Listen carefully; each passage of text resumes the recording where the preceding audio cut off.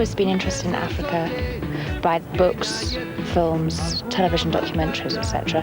And it's a country I wanted to come and see for the elephants, in their natural habitat rather than being in zoos. It's a lifelong ambition of mine to have come to Kenya on safari, one that I thought I might not be able to do. Seeing lions and elephants and giraffes, I mean, it would just be a dream come true. The idea of coming to Kenya and seeing animals in their natural habitat appeals. I don't like seeing caged animals, so zoos never appeal to me. And I think probably Kenya gives that opportunity.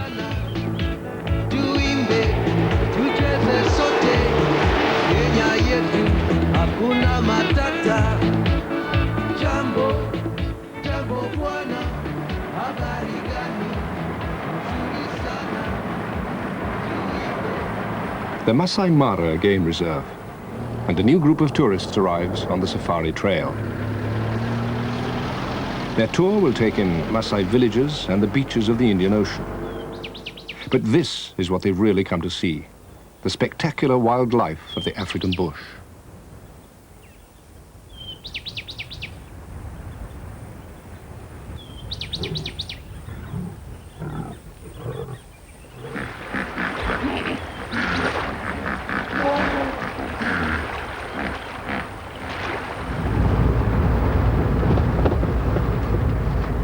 A game drive that brings you close to the big game of Africa is a unique thrill.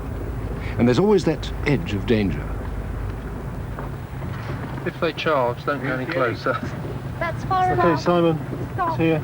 It's a little baby, it's so cute. We're close. Amazing. Yes, can you stop so we can take a picture? Keep your Yeah, but we hand on the ignition though, whatever you do.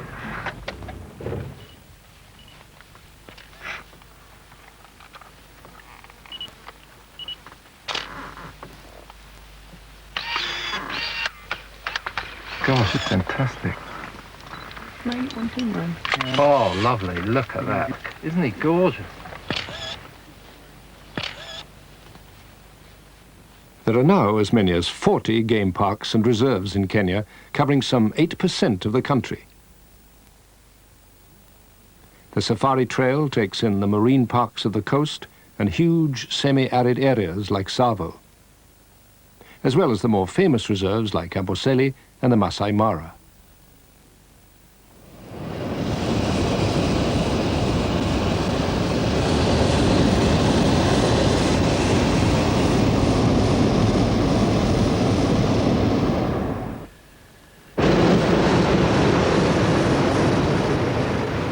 In the Mara, the ultimate way of viewing game is by balloon, and these are some of the biggest in the world.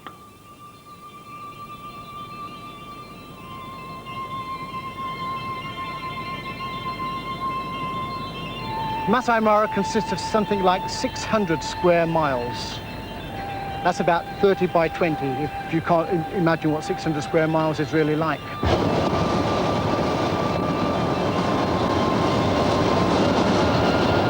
We've taken off at the northern end. We're flying approximately south down towards the Tanzanian border.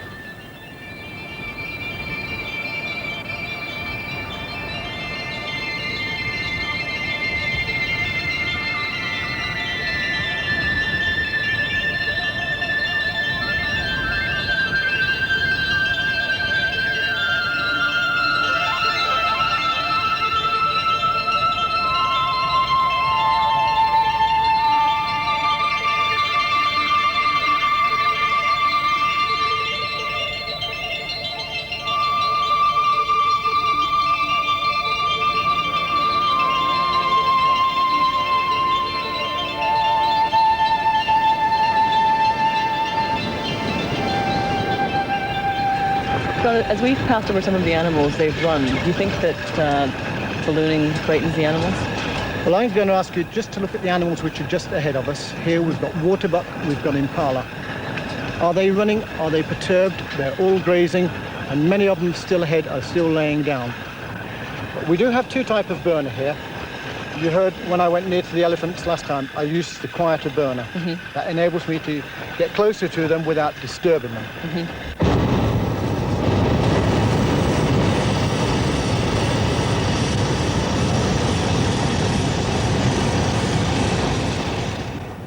Some animals, though, do seem to be disturbed by the balloons passing overhead. In the silence of the Mara, the roar of the burner can be heard several miles away. And some animals, like rhino, have even been driven out of the area. But for many tourists, it's nothing less than the trip of a lifetime. Absolutely fabulous. Magic. It's like floating, and all the animals look so different from up in the air. And it was, as I said, really fabulous, indescribable, wonderful experience. I'm not convinced it's not frightening to animals. We saw very clearly that the noise at a close range does affect the animals, and so when we came down close to certain herds, like the zebras and the gazelles, they were disturbed and they ran. Balloons are profitable, and there are now as many as 16 flying in the Mara, each requiring a backup operation of trailers and tractors, which in the wet season tear up the ground.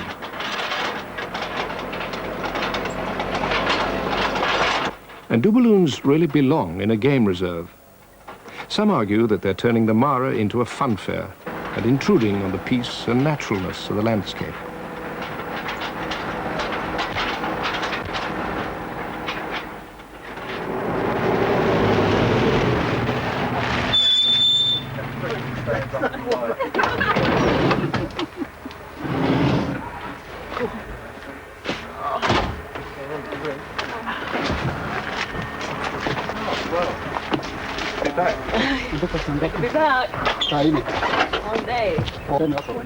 Kenya was one of the first third world countries to attract mass tourism, and in the 1970s and 80s, numbers increased rapidly, especially after the feature film Out of Africa.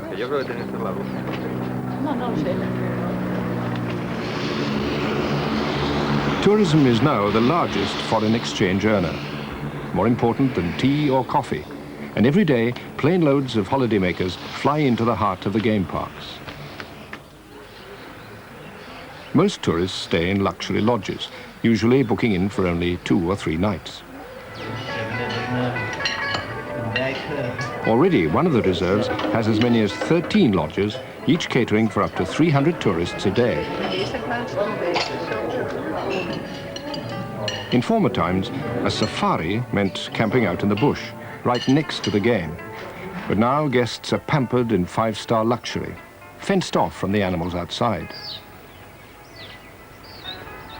The Mara certainly is not what I imagined. I had ideas of miles of wide open space and, you know, to drive 12 hours and turn up at a 5-star hotel stuck in the bush.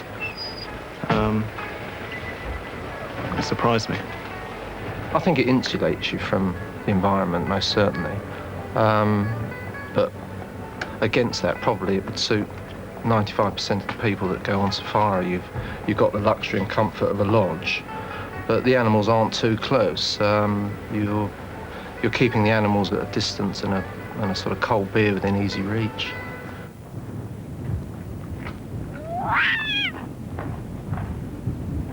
Lodges produce large amounts of rubbish, and some animals, like storks and baboons, have become scavengers.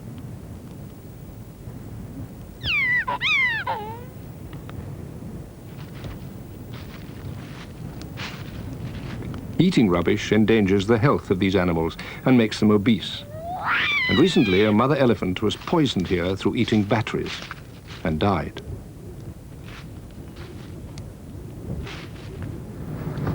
Just about it, Simon. Yeah. Oh no, you see the...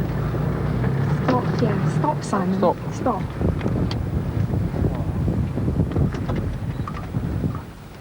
Well, you can see them through these southern rooms. Simon, do they eat tourists? No. No. What happens if you throw a tourist out at them? Aren't we tasty enough for them? But not to eat. Aren't we tasty enough? Yeah. They're lovely.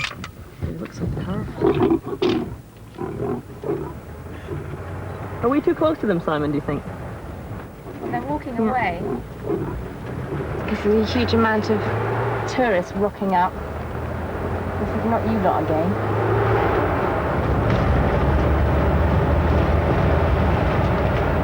The most serious effect of tourism on the game parks comes from the army of minibuses, which often approach the animals too closely.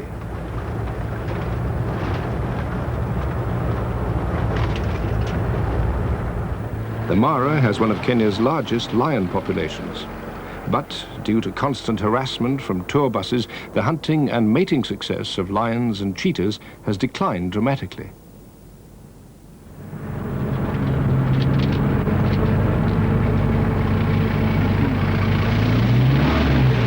Yeah. Salama. Safi tu. Ndio. Umeona nini? I saw the rhino Yeah. near the Emali Bridge. Yeah. And we saw a lot of elephants, Yes. very many. Yeah. Zebras. wildebeest. When a popular animal like a lion or a rhino is located, the word is quickly passed on, as all the drivers want to please their clients and earn a good tip. Yeah. The lion will come boost there.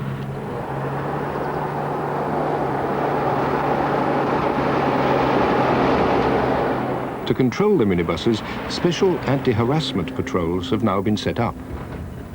They drive very close to the animals, very near. And that's the most problem we are facing with the game drivers, with the game vehicle drivers. And also, they disturb the animals. When the lions want to hunt or cheetahs want to hunt sometimes the day, they disturb them because they go drive in front of them and block their way or maybe obstruct their movements. This is very typical now. There are vehicles down there. They seem to be harassing the game. Let's see if they can get down there and talk to them.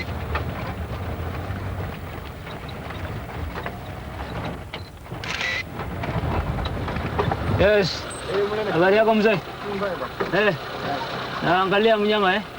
Sasa na Unaona sasa hii ni makosa maana umekaribia sana na hii watu ni wale grupu ya hii magari ambao wanaangalia hii mambo. kuondoka tu manake. Kaa ile 25 meters ya kawaida kutoka kwa mnyama. Sasa aulizaje? Wewe toka tu.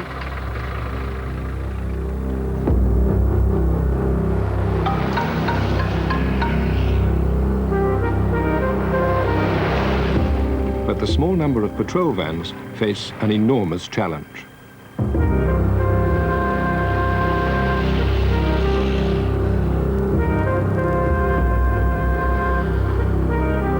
Hundreds of vehicles crisscross the game parks every day.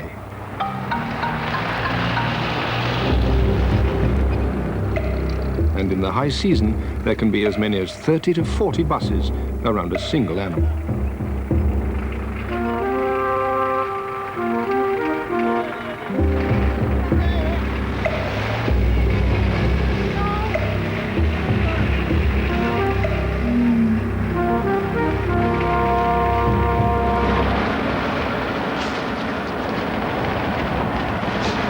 Though it's strictly illegal to drive off the roads, many drivers break the law to get close to the animals.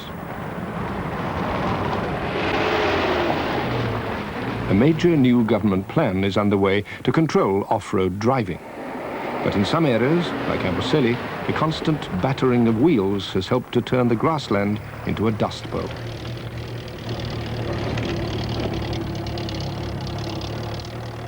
I expected safari, sitting in a gorgeous tent with, your lovely director's chairs and, the sunset and all this kind of stuff. I didn't expect it to be hundreds of German tourists careering around everywhere going, var is an elephant and all this kind of stuff. And I didn't expect the animals to be so many, so close to the road and so completely oblivious to the fact that there were 20 tourists going past in a truck. And it isn't a game reserve, reserved totally for wildlife. It's a reserve for humans to go around clicking photographs. And that must deprive the animals of their freedom and their natural habitat. It's a zoo on a larger scale. I dread to think how many vans could be running around on a single day and how that might disturb the animals. And we saw it, I think, yesterday or the day before when we came into the Mara, just out inside the park, when about 5 or 6 vans were grouped around a pride of lions, and that seemed quite obtrusive to me. Well, I think it's been made quite clear to us that these game parks depend on the tourism. It's a catch-22. The game park survival depends on the influx of tourists, and on the other hand, it's survival is also threatened by the very same thing. So it's a dilemma.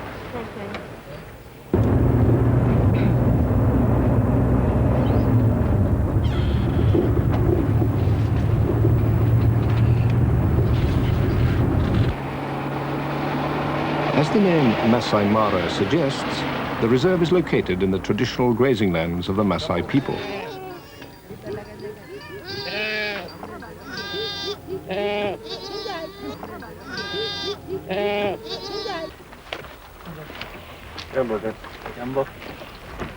While the Masai are no longer allowed to live inside the game reserve, their settlements can be found all around the edge. And some, like this one, are now part of the safari trail.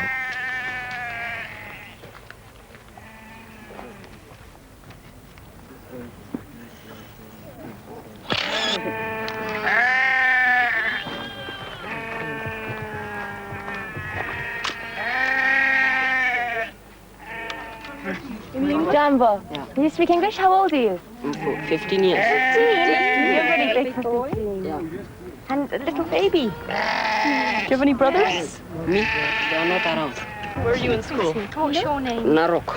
Narok. What's your name? Do you live there or do you go there I'm every in a day? boarding school. In a boarding school? Yeah. How many months a year do you go to school? 9 months a year. 9 months. Yeah. That's more than I did. How many families are in each village? There is no precise number, but we are 7 families here. And then you can have even as many as 30 families. And that will probably be a very, very big village. And it is not good around here. This is a game country, and you need to have a small village. Yes. Because of the wild animals, once you have a very big area there, then it is very, very hard for you to detect any wild animals that might come into the village.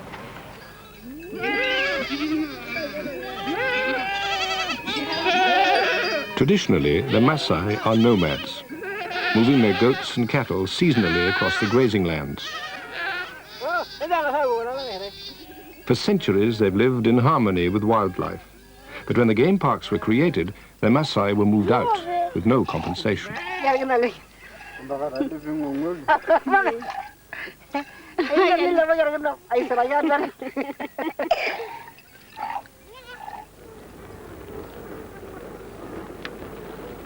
But wild animals continue to migrate across Masai lands outside the parks, a migration that's essential for their survival. To protect their pastures, some Masai are now fencing their land. And this is potentially devastating for the wildlife, whose migration routes will be blocked. But unless they benefit directly from game park revenue, the Masai don't see why they should help to conserve animals like wildebeest. They eat all the grass, and we are actually forced to move out of our own traditional areas, out of the way to other areas where the wildebeest don't reach, and yet we live with these animals. Actually, we are part keepers of this wildlife. We are sort of conservationists in a way, naturally. And this is what is bringing in revenue, and we don't seem to be getting it. But there are now signs of change.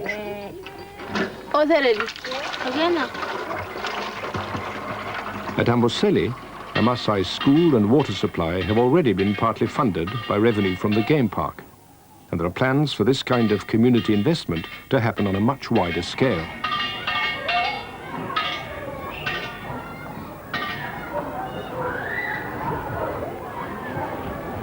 Take it off. Oh, very nice. At present, though, the villages that benefit most from tourism are those on the edge of the game parks, where there's always a ready market for Maasai souvenirs. The ladies make all this. And the men carve. The men carve. Yeah, they carve. And this one, the mushibi. This one, the mushibi.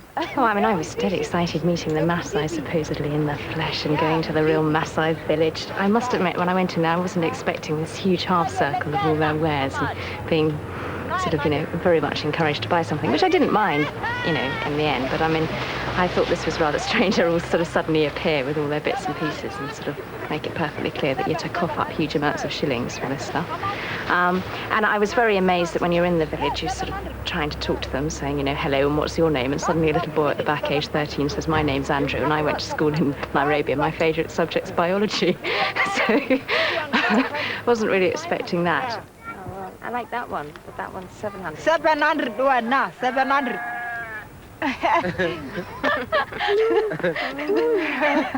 No, can't afford it. Beautifully carved. Yeah. Someone here in the village carved it. You carved it? Yes, some men you know. Some men in the village carved it. It says 300 shillings. 300? Yeah. This lady said 250.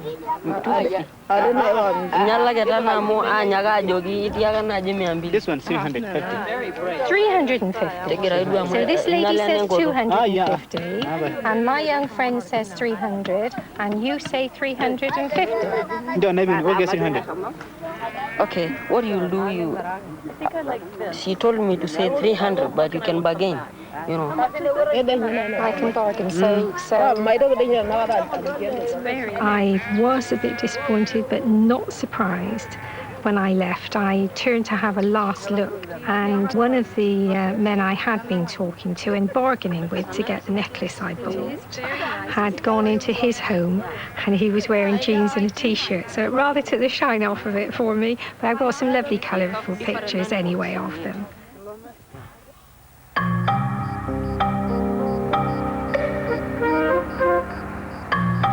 For the tourists, it's the end of their first week on safari. And tomorrow, it's time to leave this spectacular place. The Masai Mara is a very special environment, but one in which tourism is now starting to have a negative impact, and no longer, it seems, a wilderness.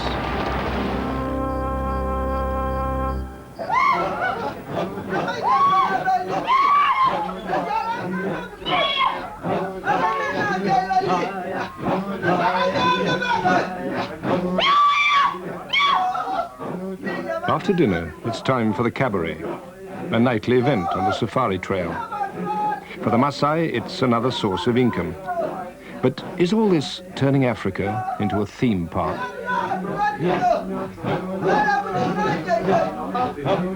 don't think it's a bad thing for Africa. I mean, they have to make a living, and that's their way of making a living.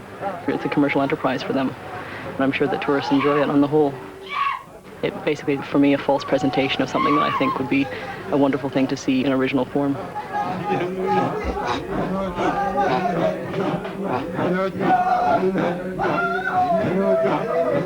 Tourism's changing the face of people that it touches. It's certainly affecting the way they think, and it's certainly altering their habits and their lifestyles. On balance, you'd probably say negatively, but then on the other hand, they're, like the rest of us, probably trying to make a living out of tourism as much as we're exploiting their wildlife.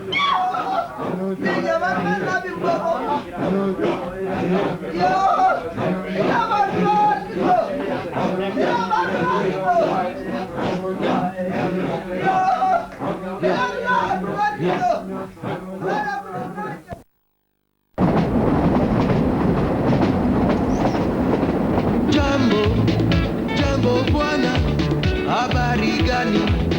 Nzuri sana, tuimbe, tucheze sote, Kenya yetu, hakuna matata. Jambo bwana, habari gani? Nzuri sana, tuimbe, tucheze sote, Kenya yetu, hakuna matata.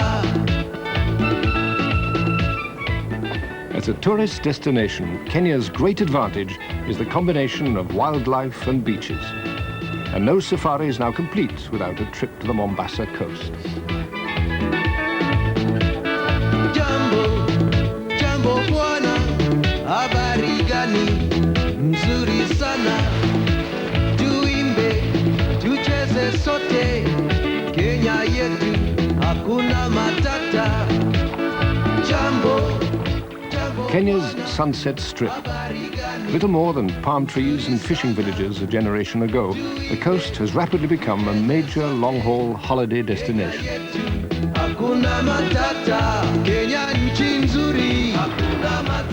Every year, another 10 hotels go up as more and more Europeans go in search of the tropical sun.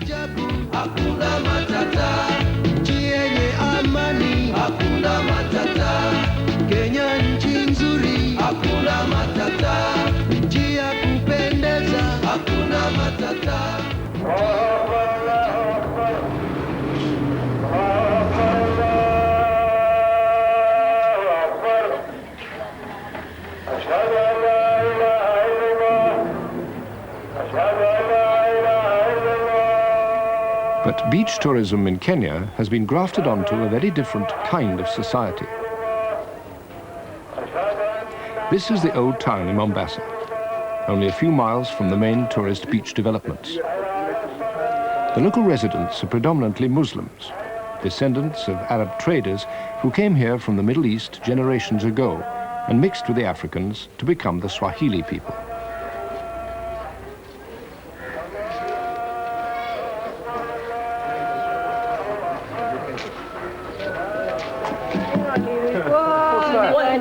What is this? This is the drum. African drum. Made of what? What is this made of? That is for traditional dancing. And what is this made of? What's this made of? Is this a toupee? What is this? Yeah. You wear this on your head? This is a cowtail. That is a cowtail. What do you use cowtail for? Cowtail. Well, swish to swish the Push the flies away. Of course, yeah. God, How does it work? Tourism has brought money to the people on the coast, but as in the game parks, it has also brought problems. Tourists come from Western societies with very different standards of dress and behavior. The women, they dress very, swimming costume. This is very, very bad to Islamic society. Sometimes they're coming to the town, even in the hotel with swimming costume. This is very taboo in Islamic. When the Islamic dress, they cover the whole body. To show against attraction to a man. This is the Islamic rule. To wear dress, not attracting any man. This is how Islamic insists to use such a dress. Young girl, when they see them, they say, this is how, good way of dressing. And they can copy such a habit, which is very wrong to our society. Ladies and gentlemen, Karibuni. This is where we are going to do our coconut climber demonstration. I think every one of you can see how he's moving. Step by step. Slowly, slowly. Okay, he's waving you, Rashid. Say jumbo to them. Yeah. Rashid is saying jumbo to you. Okay, he's going down now. Life on the Swahili coast has been transformed by tourism. African culture has been adapted and packaged for tourist consumption, while at the same time, a whole new international way of life has been imported.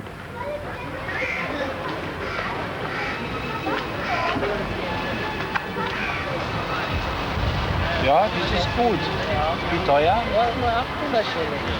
800 Schilling ist zu teuer.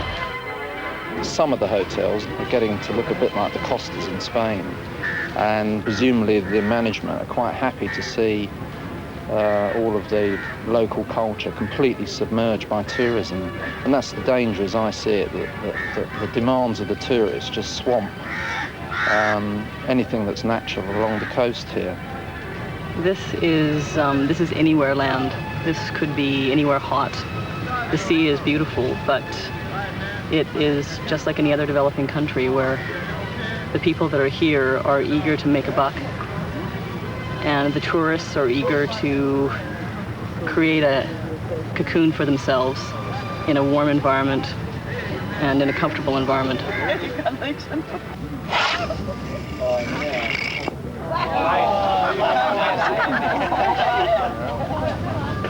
I feel the danger is that a person visits the country, says, oh, I've been to Kenya, and they do so without actually sampling the flavour of the people and the country.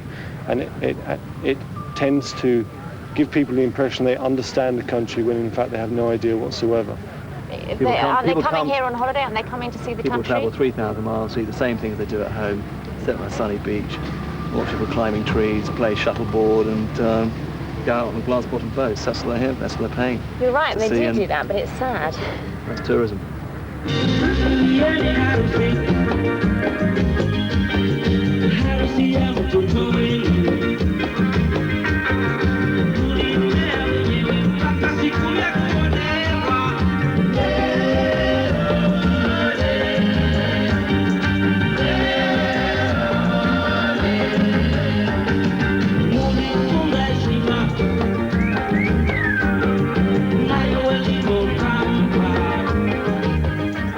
There is also a darker side to tourism.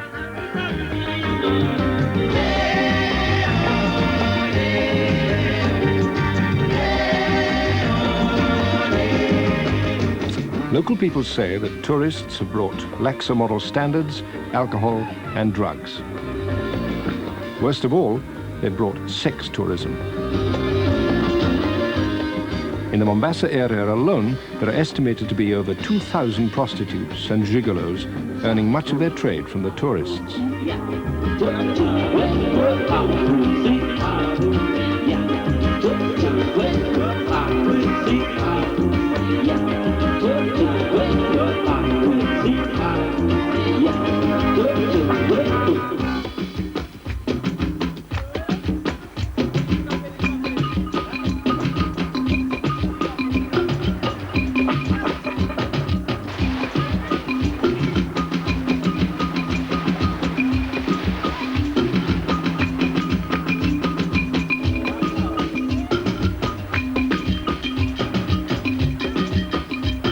Our children go to the beach to find those tourists, and there are some old lady, they're after young men, either to make boyfriend, as they say, sugar daddy or sugar mommy.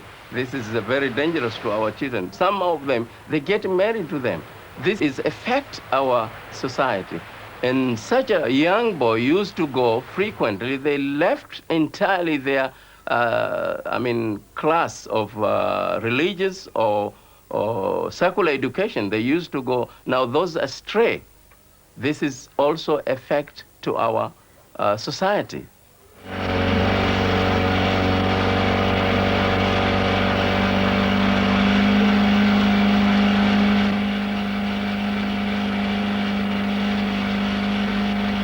One of the greatest tourist attractions on the Kenya coast are the coral reefs, and tourists can visit these as part of their safari.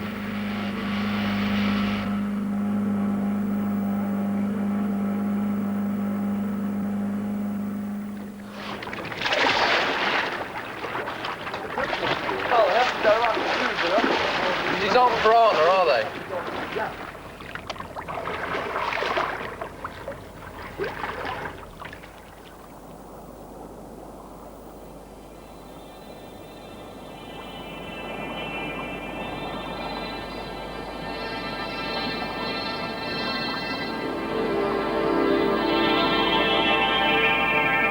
The reefs are an environment of incredible diversity.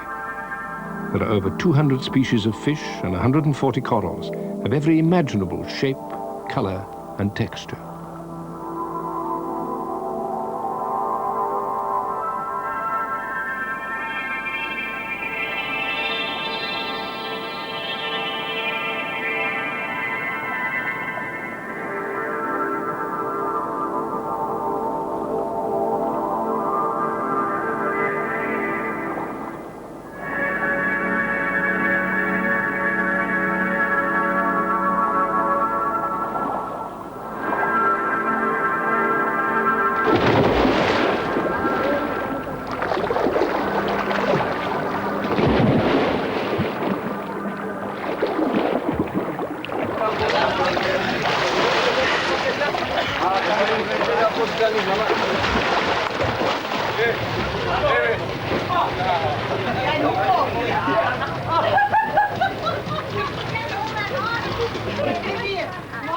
The Mombasa Marine Park suffers its daily invasion. At low tide, glass-bottomed boats from the beach hotels home in on the reef.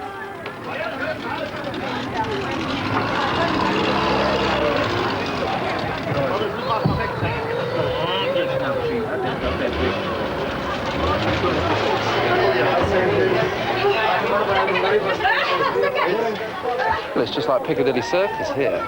It's just packed with people and boats. Are there always this many people here? I mean, there's 1, 2, 3, 4, 5, 6, 7, 8, 9. They're still coming more, my friend. There's 11 boats. How many boats do you get here then? More than 20. 20? One day, Yeah. more than 20.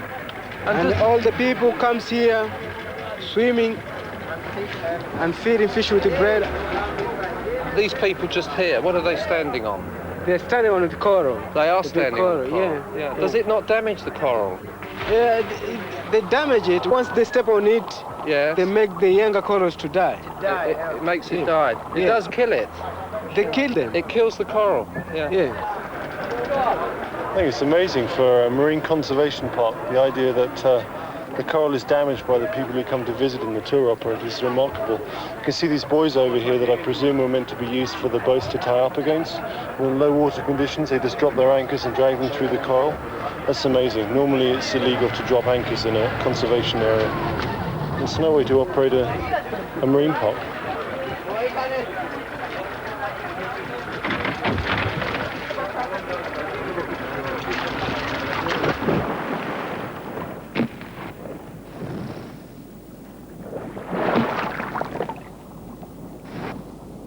Coral is a living organism and extremely delicate. The slightest touch can kill it off. Constantly battered by anchors, tourists' feet and fishermen's nets, the coral here is being destroyed and turned into lifeless rubble. As the ecological balance is disrupted, sea urchins have multiplied, burrowing into the coral and further breaking up the reef.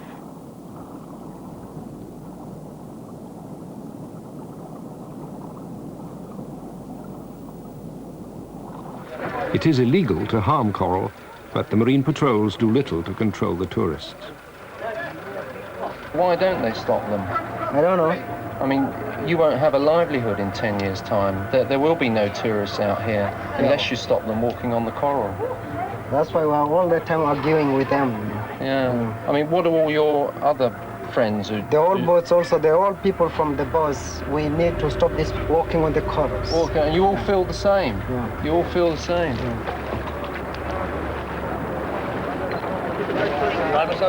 The damage is being made worse by tourists taking shells and starfish, vital links in the ecosystem.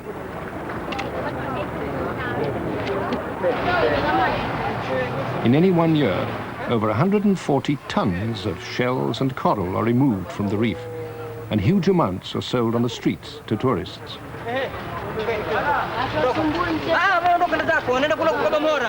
Tourism is not a bad thing for Kenya, and certainly on the coast, it's not a bad thing. But unfortunately, what we've seen here is probably the worst of how tourism can be developed, which is a high concentration of tourists in a very small space.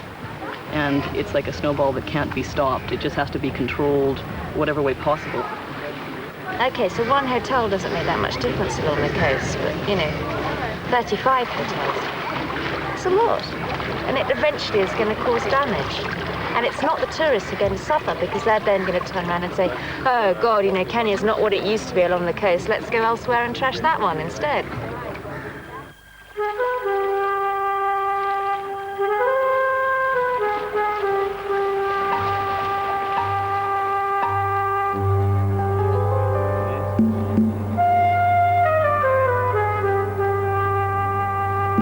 This is Lamu, an ancient Swahili town north of Mombasa.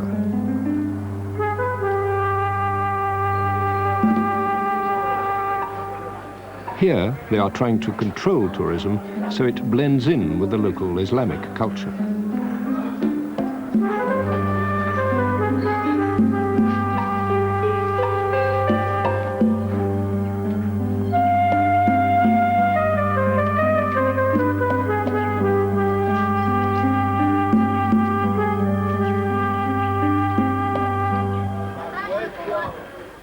The aim is to keep tourist development on a small scale, so no large hotels are allowed and there are few bars serving alcohol.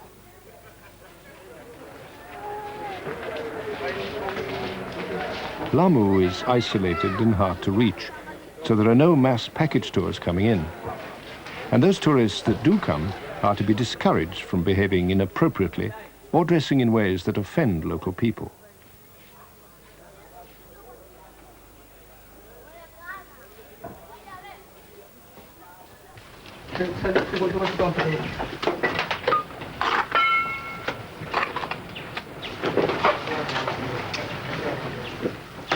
And as with the Maasai, a levy will be placed on all tourists to go towards the development of the community, and in particular to help pay for Lamu's unique architecture to be preserved and enhanced.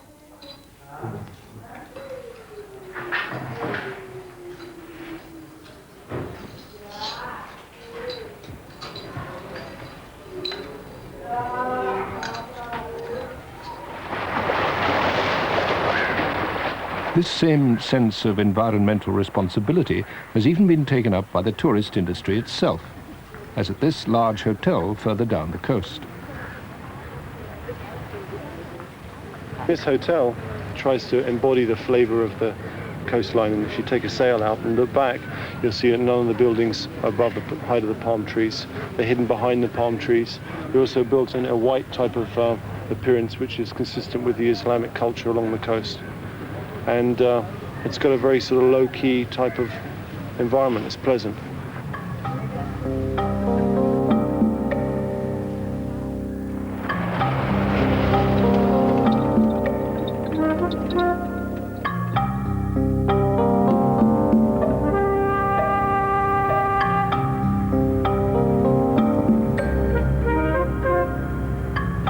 The last day of the safari, and the tourists have come to Tsavo Game Park, some 60 miles inland from the coast.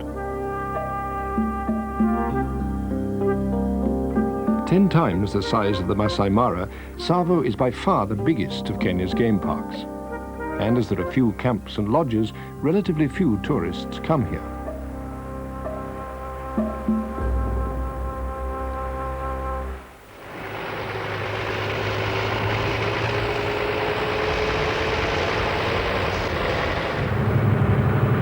When we're driving along like this, you really want to keep a very good eye out and give me a shout if you see something.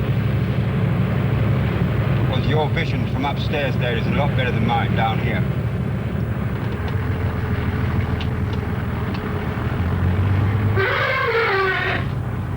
I don't think he likes the look of you.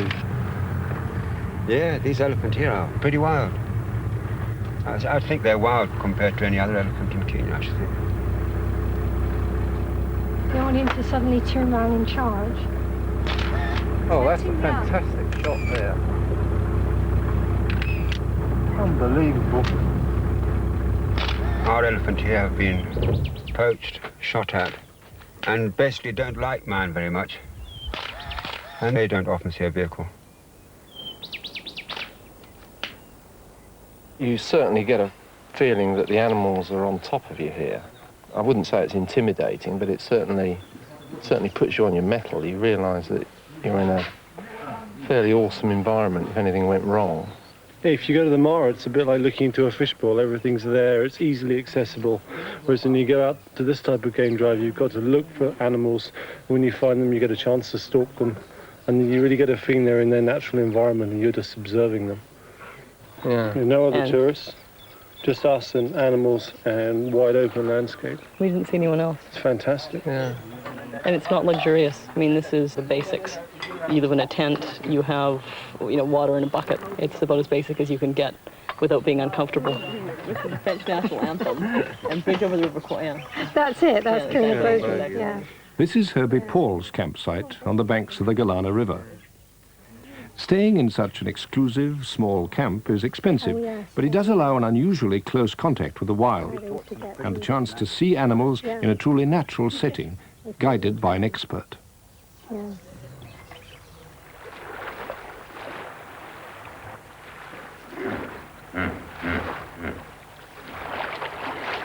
Do the crocs attack the hippos?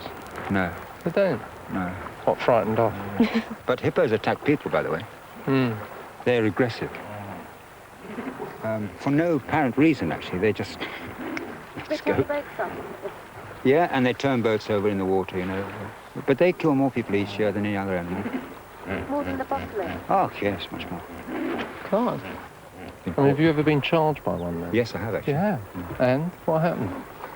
I found that I was remarkably quick. Yes, it's funny how... Yeah. It's funny how A you little sprint. fear will do that. God, It's funny how you can sprint under these circumstances. These things. Are there many tourists that come through here? Not so many. There are a lot of tours that come through, but in this particular area, they just rush through. They are aiming to get to somewhere by lunchtime.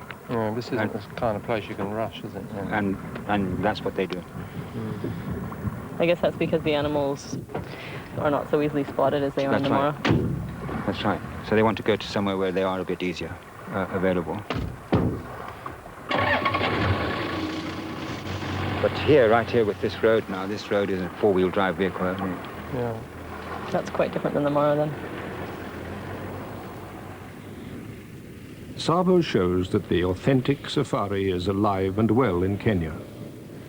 But elsewhere in the country, tourism is often a double-edged sword, a blight as well as a blessing.